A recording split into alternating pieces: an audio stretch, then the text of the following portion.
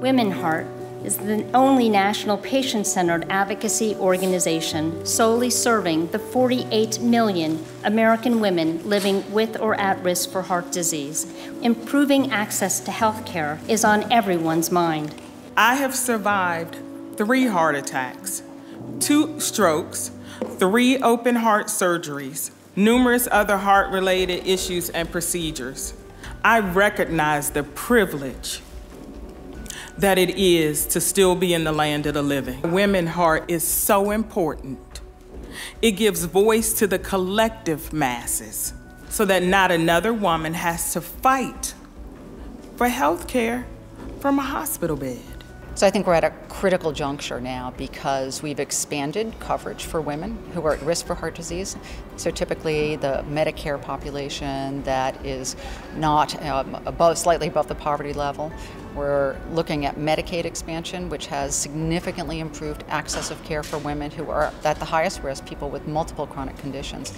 And now, with the political climate the way it is, that could be pulled back. So I'm very concerned we're going to have a lot of women who have gotten some good preventive care who are now going to be without any health care at all.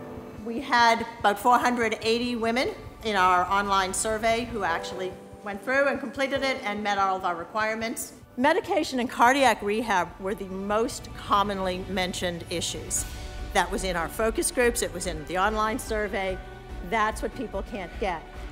50% of those who responded to this question said that they had difficulty accessing medications. Over a quarter of our respondents said they had skipped or delayed treatment in order to lower their out-of-pocket costs. Now, if you're sick, if you need medication, or you need some other kind of treatment and you don't do it, there are obviously serious implications. What it represented to us was a palpable fear in these women, even the ones who were doing well.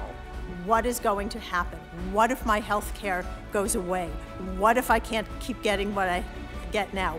What if it's going to cost me more? They're all right on the edge, and the fear was unbelievable, and you could just feel it in the room.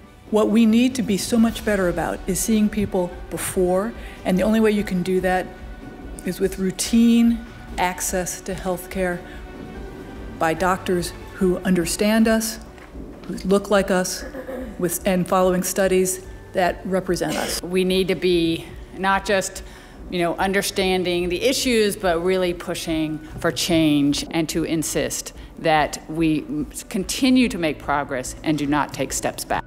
I was really surprised to find out the lack of studies on women. That all of these studies are on men, but yet we're dying from heart disease more often than men. We're more likely to die the first time we have that heart attack because nobody knows what to do for us. I think it's really great that Congresswoman Debbie Dingell is standing up for us and really is giving us as heart patients a voice. We can, once and for all, make sure that if a woman has heart disease, she's going to recognize it, she can treat it, and we can keep her alive. Having somebody like that in your corner is really beneficial. We don't just want good health care. What we really want is to be able to live to our potentials. And when somebody is denied health care, or we get it too late, or it's too little and too late, and then you see somebody who had such potential and now they are just surviving. We don't want to just survive, we want to live. I believe that we can transform the outcomes for women with heart disease by working together to make sure there are policies in place so that women have access to quality, affordable care. That's why it's so important that you're here, because we need to make sure that women are being included in the research, and we need to be educating women, and we need to make sure that women have access to the health care that they need.